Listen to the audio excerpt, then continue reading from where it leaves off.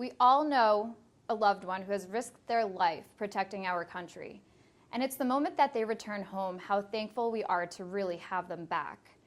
But what is life like after, say, a decade? Tonight I have the pleasure of speaking with military veteran Stephen James. Thank you for joining me. Thanks. So I just wanted to know a little bit more about, why you joined the military. Was this a dream, or did you feel like it was a duty of yours? Definitely was not a dream for me. Most people, if you asked, I would be the last person that you would think would join the military. While I had family members who had been in the military before, it wasn't something that I aspired to. It was just something where I wasn't going anywhere in my life at the moment. I needed a change, and it afforded me the opportunity to just leave where I was. Pretty drastic change, Yeah, for sure. Definitely. So how long were you active for? About 9.5 years, so. Almost a decade. Almost a decade. That's absolutely amazing. So in those 9 years, where did you travel to? Tons of places. I was stationed in Germany, Fort Lewis, Washington, Fort Lee, Virginia. I went to Iraq, Afghanistan, Kuwait. Had the opportunity to go to Japan for a class, which was really fun. And traveling to all these different destinations, would you say it was hard to adapt to the culture, maybe, the hardship of not necessarily being able to connect with new friends or family, say? It was actually a lot of fun. I feel more comfortable when I'm out of place, if that makes any sense. Okay. So going to a culture that I normally would not have the chance to, or most people don't, going to a place like the Middle East and seeing, the beauty that the country has to offer, kids getting excited over the smallest things like a new soccer ball or a pen from America, like just to see their face light up, that's the kind of stuff that I really enjoyed. That's amazing. Speaking of kids, you enjoy really working with the kids, meeting them? Oh yeah, kids are the most important thing in my life, personally, having 2 daughters. Oh, that's so nice. Yeah, 2 little ones, two girls. Yeah. 2 girls. That Yes. You have more duties with them, Yes, I'm sure. Absolutely. So do your daughters want to follow in your footsteps? My daughter had expressed interest in the military and trying to understand what it is that Dad does. But she's also 10 years old, so last week she wanted to be a princess, this week a race car driver.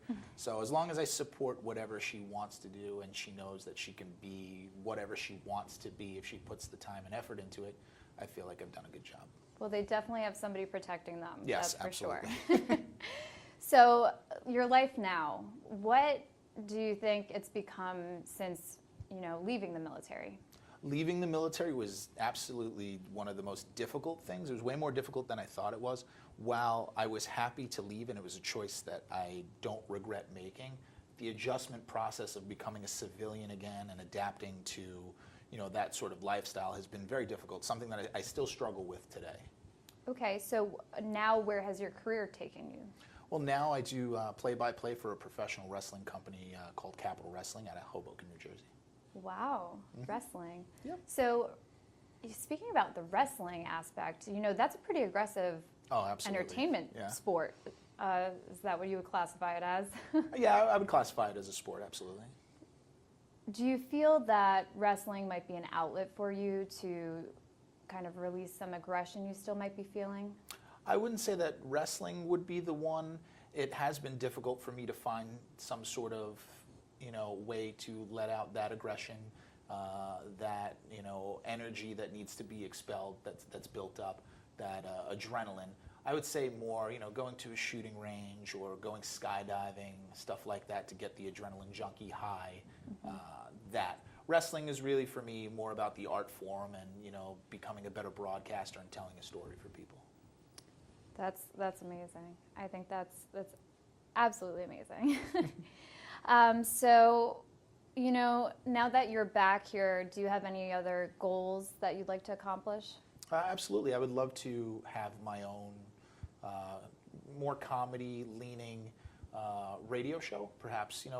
The dream is, Sirius XM, having the freedom to be able to, speak my mind, sort of speak, because I'm more of a eccentric person, as you can see, in that regard. So being able to have a radio show where I have a certain amount of control over the content would be the dream. Great. Well, I'm sure that we have many fathers watching tonight. Could you please give us some advice on how to make the perfect peanut butter and jelly sandwich? The perfect peanut butter and jelly sandwich.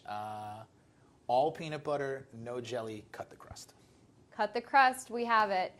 Thank you so much to all of our active and non-active military. We hope that you get home safe and sound, and thank you for veteran Stephen James for joining me tonight. I'm Kateryna Brooke. Thank you.